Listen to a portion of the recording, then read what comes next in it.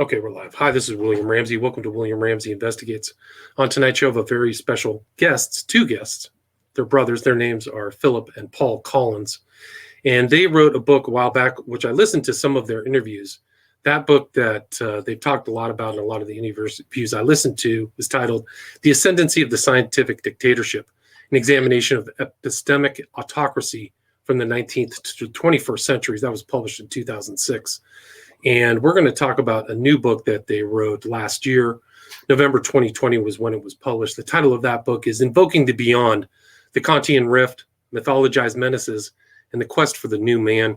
It's a very long, very supremely well-researched book. It's 1,000 pages. I have not gotten through the entire book.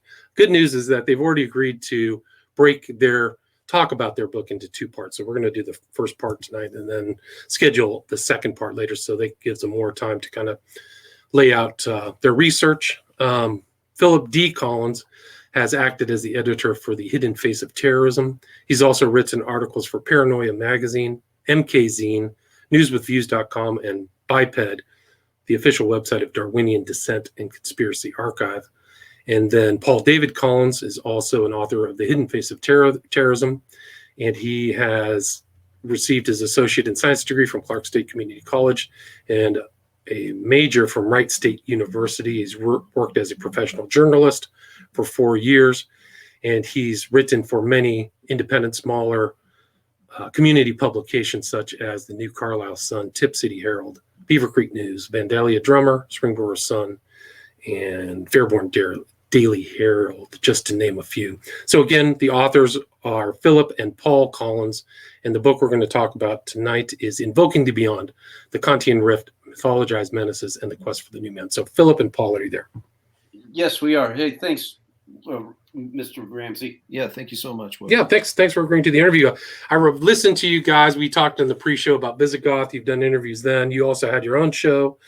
Some of those interviews are still bouncing around. Can you talk about, the ascendancy of the scientific dictatorship is prescient. It's obviously what's going on in the kind of current situation here in the U.S. Can you talk about that book and then what led you to write Invoking the Beyond? Yeah, sure. Well, the ascendancy of the scientific dictatorship basically charts the course of the development and history of technocracy, which in classical political terms is the appellation assigned to a system of governance wherein technical and scientific experts rule by virtue of their specialized knowledge. These experts occupy lofty positions in economic and political institutions because they allegedly possess some vaguely defined gnosis or secret knowledge concerning the operations of the cosmos, the operations of the natural order. But the contention that scientists should seize the reins of governance, that rests upon the epistemological convictions of scientism, which is the belief that the investigational methods of the natural sciences can be applied to all fields of inquiry. Scientism holds that the natural sciences provide the only legitimate hermeneutical keys for understanding the world and reality. In short, it's basically epistemological imperialism. It eschews epistemological pluralism and basically holds aloft the quantitative and empirical approach of the physical sciences as the only means by which we can understand the cosmos. And through the prism of an exclusively scientific outlook, all forms of knowledge that cannot be derived through those means, through the quantitative and empirical methods, are unreliable at best or illusory at worst. So philosophical, metaphysical, and religious claims are automatically dismissed because they cannot be scientifically apprehended. So in short, the physical sciences are basically deemed the sole path to truth. Now, the one of the major problems with any form of governance that is premised upon the epistemological convictions of scientism and the technocratic paradigm is the fact that the quantitative and empirical approaches of the physical science do not really dignify humanity. It does nothing to ennoble it. In the words of B.F. Skinner, it dehomunculizes man. It divests man of any sort of ennobling qualities, any sort of dignity or intrinsic value. In the scientifically regimented state, the citizen becomes little more than an amalgam of behavioral repertoires whose every thought, feeling, and idea is basically the product of external stimuli. And from this scientific vantage point, the populace's motives can be calculated, they can be systematized, thereby allowing a few conditioners who are accountable to no moral master to develop economic and technological stimuli that can produce the desired patterns of mass behavior. Aldous Huxley described such a societal model as a scientific dictatorship, which is an appellation that can be used interchangeably with technocracy. With Invoking the Beyond, which is the follow-up to the ascendancy of the scientific dictatorship, we wanted to examine the means by which the power elite and their technocratic theoreticians legitimize their hegemony. And in the book, what we basically examine is the Beyond, which is a narrative device that they invoke in order to basically overwhelm national governments epistemologically and ontologically. And this invocation precipitates the subsequent introduction of a deus ex machina in the form of a technocratic world state. And of course, such a global managerial system would be an advantageous arrangement to only an elite few who basically lay claim, again, to some vaguely defined socio-political gnosis that qualifies them to lead humanity into a glorious transfiguration, into the emergence of a new man. But the Beyond, it basically resulted from what we dub the Kantian riff, which is a neologism that we assign to the epistemological disjunction between phenomena, or that is to say, appearances, and noumenon, that is to say, the thing in itself. And this bifurcation was imposed upon epistemology by the Enlightenment theoretician Immanuel Kant. Immanuel Kant, he lived from 1724 to 1804, and he was one of the most influential theoreticians of the Enlightenment, and he set into motion this entire epistemological revolution. In Kantian terms, and this is where it becomes a little bit confusing, but clarity of definitions is very important in philosophical conversations. So, in Kantian terms, when we talk about phenomenon, phenomena within the context of Kantian epistemology are objects that are discerned through sense perception, which supposedly structures external reality in this manner that's potentially disproportionate with reality. It's potentially illusory, and thus phenomena just really amounts to nothing more than mere appearances. And man can only infer so much from these observable occurrences. He must, however, maintain this overall agnosticism, epistemic incertitude concerning the true nature of those objects that are portrayed by phenomena. So the external world really becomes a mirage. Phenomena are just nothing more than, in Platonic terms, the shadows dancing upon the caves of the wall. They're just vague representations of the actual objects. In contradistinction, noumenon refers to objects that must be discerned independent of sense perception. And it's with Kant's invocation of this term that all of a sudden we're confronted with a considerable amount of terminological inexactitude, because noumenon, that term in the pre-Kantian world of ancient philosophy, actually occupied the transcendent order and was typically discerned through intuitive reasoning. For example, Platonic ideas and forms, they qualify as noumena. Proclus, who was the Platonic realist, He regarded the forms as thoughts within the mind of God. That was considered noumenon. But Kant redefined noumenon as the Ding an sich, or in the original German, the thing in itself, objects as they actually exist, apart from man's potentially deceptive faculties of empirical observation. Now, on Kant, humanity's perception of the empirical world is restricted to trustworthy representations. So basically, gone is the beautiful creation of the biblical Genesis account that God deemed good. Gone is the harmonious cosmos of ancient Greek philosophy. All that remains is this alien world of appearances.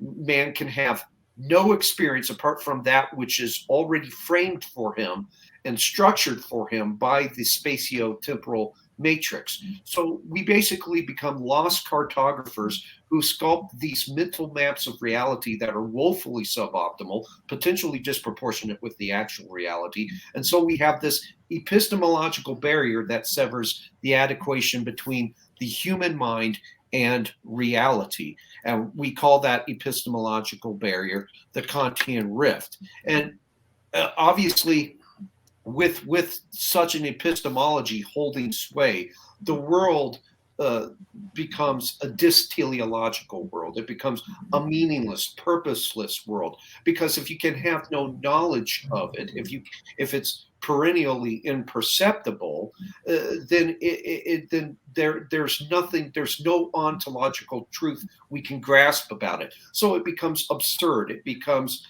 again, a meaningless, purposeless, dysteleological cosmos. And if that sounds familiar, it's because it echoes the cosmological sentiments of an ancient heresy that was ubiquitous in Jerusalem after the destruction of the temple in AD 70. Many scholars argue that this heresy probably originated prior to the temple's destruction, but its influence was almost certainly strengthened by the pervasive despair that we saw engendered and endemic to that catastrophic event, endemic to the fall of the temple. Right, and, 70 AD, right. Yes. And because after all, if the temple's fall, according to Jewish apocalypticism, that basically intimated the ostensible failure of Jewish prophecy. Jewish apocalypticism basically came apart, was atomized by that, and it appeared to them as the nullification of God's covenant with his chosen people. So if God's promises no longer held sway, then there was good reason to doubt his involvement with the created order. So of course, a world that's ontically divorced from its creator invariably succumbs to cosmological pessimism. And such cosmological pessimism was endemic to Gnosticism, which challenged the early Christian church. And Gnosticism basically, to give a relatively truncated presentation concerning Gnosticism, because I don't want to, become too tangential. Gnosticism basically ontologized corruption. It ontologized evil. It assigned evil a positive ontological status. And in so doing, it arrived at this cosmological pessimism wherein the world, the physical world, was regarded as nothing more than a deceptive simulacrum, ontologically deficient, created by basically an incompetent and grossly misled God who was a lower emanation of Sophia, who represented wisdom.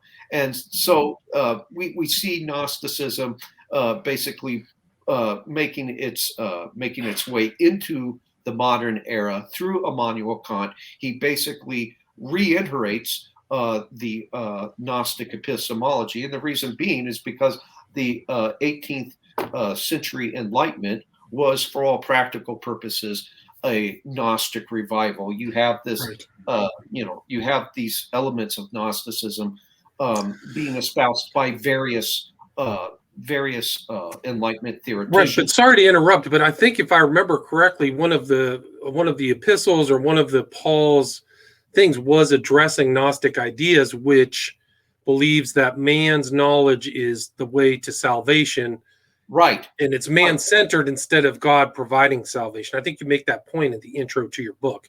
Right. There's a distinction. So it's the tree of knowledge, not the tree of knowledge of good and evil. And you see that theme all the way through Kant, Enlightenment, to the occultists of the present day, who still say it's even Leary, it's about the tree of knowledge. Well, but that's a very important distinction between the tree of knowledge and the tree of knowledge of good and evil. Modern day occultists, like you say, have acted as a transmission belt, but Gnosticism is so pervasive that you even find it in geopolitical circles. You find it in foreign policy circles. If you look at two of the major conduits for the oligarchs today, the neoliberals and the neoconservatives, both of those conduits, both of those elite conduits, have very significant Gnostic elements in what they believe. Or if you want to even go that far, look at big tech. Look at some of these people who are tech guys. They are, in a way, Gnostics. They are using their knowledge to create the world that they think is better, not sensible cosmos as laid out by a benevolent God, but the opposite of that. Right, absolutely. With Gnosticism, the newer Gnosticism of modernity, that where it distinguishes itself from the older Gnosticism. The older Gnosticism just embraced this explicit cosmological pessimism, this explicit loathing for the material world. The newer Gnosticism basically regards the world more so as something like a dilapidated habitation in need of renovation, and that renovation is to be effected by the theoretician who supposedly can lay claim to a gnosis, to a secret knowledge that would basically allow them to resculpt history or resculpt the world according to the and you also kind of use the terms gnosis and occultist kind of overlapping, right? Like it's almost like their secret occult knowledge. Right. And occultism, that's basically what the word occultism means, is secret. And it's a secret body of knowledge. But you see with the modern Gnostics, what they basically do is they transpose the eschaton, that is the end of days, into the immanent sphere. And you have this succession of theoreticians that would affect that transposition of the eschaton, beginning with Joachim of Fior, then on to Jakob Boehm, from Jakob Boehm on to Hegel, and from Hegel, of course, to Karl Marx. And then, as Paul mentioned earlier, to the neoliberals and the neoconservatives, all of whom are seeking to, in the words of Eric Voegelin, immanentize the eschaton, to bring about heaven on earth, which would be at variance with the Gnosticism of the ancient world, because the Gnosticism of the ancient world sought to escape the world. These newer Gnostics now seek to change it, to renovate it, and they regard the world as being a malleable, just a malleable ball of clay that is basically susceptible to their enlightened, the enlightened brushstrokes of their utopian schematics. But at any rate, so it's with that we have with this world that has been basically rendered imperceptible and completely and totally unknowable. We have the emergence of these modern myth makers, these new myth makers, who basically invoke the beyond. They invoke this force, a deific force that has supplanted the God of Christianity, of Orthodox Christianity, and has basically been invoked in several different forms. We study the beyond, I believe, in 4 iterations. We study it as the wrathful earth goddess, which of course is an invocation used with the radical environmentalist movement, which of course is advantageous to the power elite because they basically advance systems of technological apartheid and population control. We examine it as the technological singularity, which of course is the techno rapture, part of the eschatology of the transhumanists, who again, yeah, as you said, qualify as a modern form of Gnosticism. We examine it as the super weapon, which the super weapon, of course, it began off relatively nebulous. It had assumed various forms as beam weapons, as as poisonous gases, various forms of mechanized warfare, and then finally as the atom bomb, which interestingly enough was a neologism coined by H.G. Wells, who frequented a great many of these elitist circles and did kind of act as an expositor of much of their theories, of much of their doctrines, sometimes in a fictional form.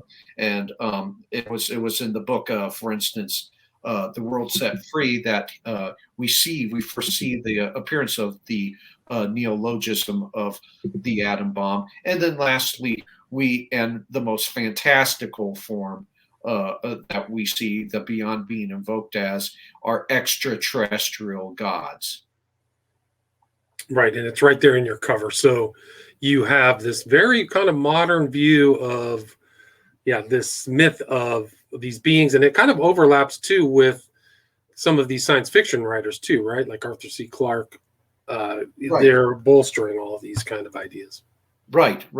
Well, extraterrestrials, and what we begin off with in our examination of the extraterrestrial gods, the beyond invoked as the extraterrestrial gods, they're often portrayed by the science fiction writers as ethereal and spiritually advanced beings, as is evidenced by the tacitly angelic presentation of interplanetary visitors in Steven Spielberg's Close Encounters of the Third Kind. But this angelic motif actually originated with another Enlightenment theoretician by the name of Jacob Levy, who was an Enlightenment era pamphleteer. He was a printer, and he promulgated this odd neo-Gnostic narrative between 1730 and 1750. And this narrative can be found in works such as the Layman's Vindication of the Christian Religion and the Oration Spoke at Joiner's Hall, wherein Levy transposes the eschaton of heaven and hell into the vacuum separating celestial bodies, namely space. But Levy echoes the cosmological pessimism of his ancient Gnostic antecedents, claiming that the earth is quote unquote hell, that is to say, the place inferior to heaven. And Levy expresses distinctly teleological contention that the earth is bereft of any purpose, that it has no meaning, no purpose, it serves no function. He says no order of higher beings or no order of beings was created to people it. So in other words, it just simply is. And this demonic portrayal of the world was clearly derivative of ancient Gnostic cosmology, which again resulted from the Gnostics' assignment of positive ontological status to evil. But at any rate, this is the dominant hermeneutic according to which the UFO phenomena is understood. You will see it throughout several works of fiction, Arthur C. Clarke in particular, with 2001: A Space Odyssey, also especially prevalent in Childhood's End, which is basically Gnostic cosmology distilled as a work of science fiction. You see it espoused in Steven Spielberg's Close Encounters of the Third Kind. But it's also the hermeneutic that is advanced by the intelligence community, and the intelligence community is in large measure responsible for the perpetuation of this extraterrestrial myth, which is advantageous again to the para-elite, because the extraterrestrial gods basically overwhelm national governments ontologically and epistemologically. It leaves parliaments, representative forms of governments, republics with no way of addressing now the broader a broader cosmic community. And so you have a crisis of either diplomacy or a crisis of military intervention. The crisis of diplomacy is where no one nation state can speak for Earth, as Stanton Friedman put it. No, who speaks for Earth? Argentina. And so implicit in that aphorism is the contention that a global superstate, a technocratic superstate, is the only governmental structure that would be efficient enough to address this broader cosmic community that we've just now become a member of. And then the military dilemma is if those aliens happen to be of a demonic variety. Again, we have the angelic motif, and the aliens can be either angelic or demonic, or fallen angels. And they wish to exterminate us. They wish to carry out a campaign of genocide. Then the only means by which such a threat can be addressed is by amalgamating all nation states into a global technocratic system, so that all of our combined forces might stop the alien invasion. And those are the two narrative paradigms that are advanced by the para-elite as rationales for the perpetuation of their hegemony, for the instantiation of the form of global governance that they seek to see enshrined. But throughout that chapter of the book, we document several instances of intelligence community, intelligent various personas that people the intelligence community and the intelligence milieus, their involvement in the perpetuation of this alien myth. Right, and that's like what, Blue Book? Can you go deeper into that? What has the intelligence agents done? I mean, if you look at some of the culture and even the cover of your book, so many of these alien invasions and stuff, they involve the heads of nation states. The White House gets blown up, or all these. It's almost like there's the New World Order myth, or the furtherance of those concepts through representations through Hollywood that people are seeing, where the narrative may not be as overt as they think. But what else has the intelligence agencies been involved in perpetuating this alien myth? Well, if you look at the UFO phenomenon, as we do as a mostly terrestrial based deception, we do see some preternatural elements to it, but that's in kind of synergistically working along with what is essentially a terrestrial based deception. One thing you always recognize is that the UFO deception campaign is characterized by function stacking, and function stacking is a term that appears to have been coined by the permaculture community, but it has application when we look at things like UFOs. And function stacking, it's defined as an element in an operation that serves more than one function. It serves multiple functions. And UFOs do just that. They serve multiple functions. And so there were three functions that we looked into. The first one was that they concealed the test of experimental aircraft and other covert technologies most people, are familiar with that function. Right. The second function is that they help conceal criminal intelligence operations, such as drug trafficking, gun running, sexual entrapment and blackmail rings, eugenics campaigns, regime change, etc. Whenever these intelligence crimes start to come out, it's the darker side of the intelligence community will start to intermingle into those revelations. They'll start to intermingle UFO disinformation, and thus lead the researcher down an evidentiary cul-de-sac. Because he starts off on the researcher starts off on a really good trajectory, starts off on a really good course, and then they get pulled. They get pulled aside or pulled to one way or the other by disinformation, by this UFO disinformation. But the third and the most significant, in our opinion, is that of the functions is that served by the UFOs is that they advance a social engineering agenda. They're used to bring about the radical reconfiguration of civilization.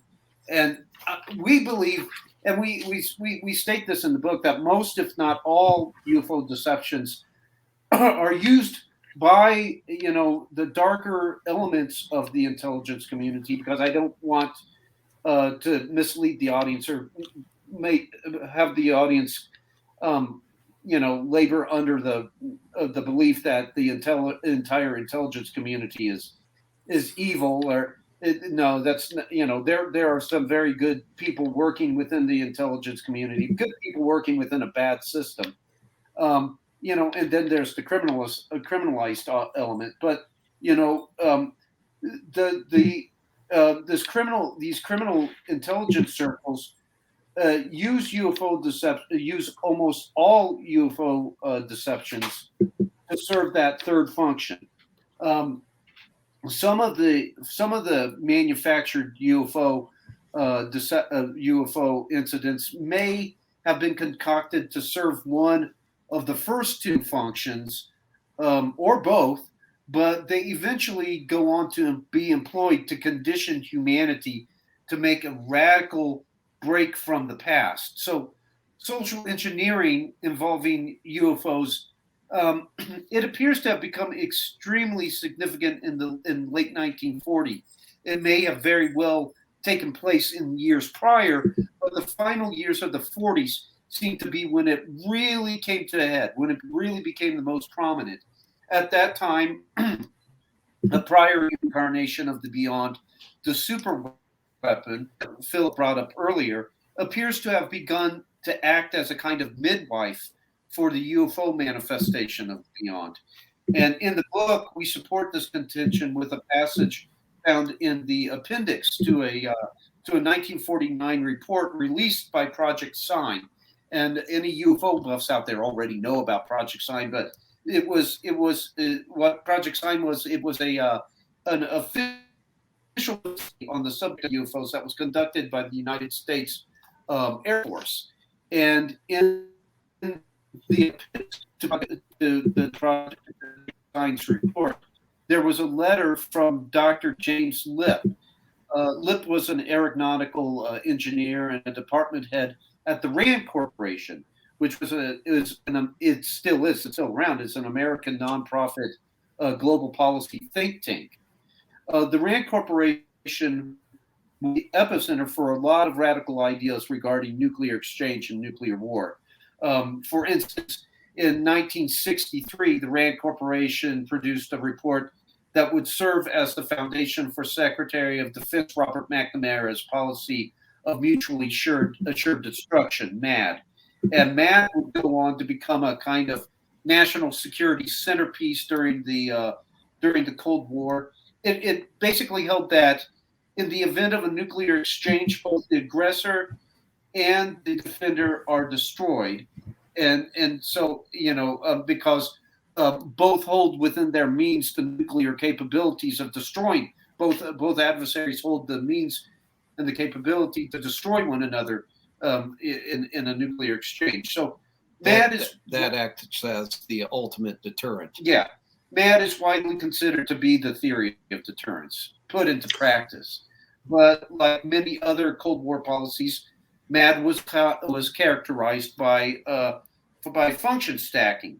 So while it did, in fact, discourage both major superpowers from entertaining the notion of a nuclear exchange, it also allowed the global oligarchical establishment, the world's power elite, to basically universally impose what we term nuclear anxiety. Nuclear anxiety is this kind of pervasive, obsessive fear of nuclear extinction. And once the global oligarchical establishment induced this nuclear kind of fever dream, an extended period of nuclear extortion took place. And sometimes nuclear extortion could even be found in different cultural artifacts, whether you talk about you're talking about Mad Max or the movie the Day After, which we go into extensively. It really came that nuclear extortion really came to permeate the cultural landscape and all. But nuclear extortion, all the movies and popular portrayals of it, all that aside, it is very much real. Nuclear extortion is very much real, and it was employed to advance this agenda that was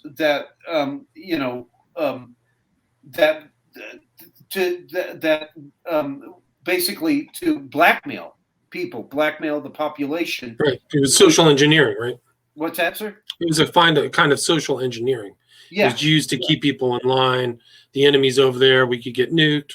We have to pay for this. You guys have to keep doing this, and don't challenge the social order, or else we're all going to get incinerated. Right. And to basically accept a one world government, a technocratic one world government, as the only viable alternative to nuclear extinction.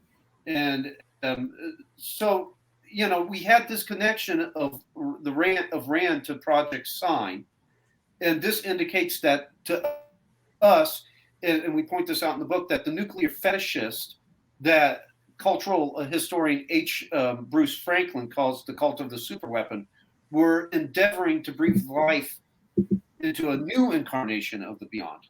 And Lip's letter, his in the appendix to the Project Sign report, demonstrates he was clearly a skeptic regarding UFOs. He pointed out that the UFO reports in 1947 and 1948, they really weren't that impressive. If you were looking for evidence of interplanetary travel, they really didn't. He then, however, goes on in that letter to provide the foundation for the exploitation of the belief in interplanetary travelers. The foundation is found in one of the theories he advances in that letter. Lip contended that there might be a causal relationship between atomic bomb tests and the appearance of UFOs. He asserted that if real, interplanetary travelers came to our solar system and they were drawn to Earth by the detonation of nuclear devices. And Lip's theory included Martian telescopes visually detecting an A-bomb explosion at Alamogordo and Hiroshima. Now, Lip didn't seem to describe theory. As a matter of fact, he points out many of its deficiencies in the very same letter that he posits this theory. Put quite simply, Lip believed Martians would find observing Earth to be rather boring. He thought it would be a mundane exercise to spend long periods of time just watching this primitive planet. All of that aside, however, Lip had either intentionally or unintentionally, we can't determine which, contributed to a narrative that would be used to manipulate the UFO community for years and years to come. It was also used to deceive the public, generally speaking. Social engineers within what has been termed the deep state, introduced to the public imagination the notion that interplanetary travelers had detected our nuclear activities and were now visiting Earth with both benign and sinister intentions, depending on which extraterrestrial race you were discussing. And the hands of these social engineers can be detected almost immediately following Project Sign, as the UFO contactee phenomenon began to emerge. Nuclear anxiety was a very common thematic thread running through the accounts of contactees. According to the contactees of the 50s, the aliens had come to warn us that we needed to cease our nuclear test. The atomic test, the aliens were leaking radiation, was having an adverse effect on our planet specifically, but the solar system generally speaking. It was disrupting the solar system's delicate balance. And as far as we're concerned, the contactee's message held too much in common with Lip's theory to be accidental. Wow, yeah. No, it's incredible. It's still going on to this day, even all the To the Stars Academy and all that stuff. There's all kinds of Intel figures around there. So this is not something that is in declination or descent. It's still going on. There's still people manipulating this myth. And I also think one element is another thing is that if there are extraterrestrials, then the biblical worldview is diminished, right? So there's other entities, and the idea of man being in between heaven and hell, all those things are, eroded. It undermines it considerably. It's a leap of logic, but it still has traction with people today. This notion that because this race, alleged race, has traversed a sea of stars and come from far away, another solar system all the way to here, they must also have superior spiritual knowledge, and they might possess. Yeah, it's a gnosis, but it's a gnosis they possess just by virtue of geography and nothing more. For some reason, because they're from another world, that automatically must mean that they're in possession of spiritual insights that we don't possess, as human beings. And basically, you see with this, new interpretation of space. This again, the transposition of the eschaton, the space now, that vacuum that separates celestial bodies now becomes essentially heaven, and those beings that traverse the expanse therein are now just spiritually enlightened, and in some cases, in the case of directed panspermia, the theories of directed panspermia, it's believed that they were in fact collectively God, that they had created humanity. Yeah, it's the same theme in the Alien series.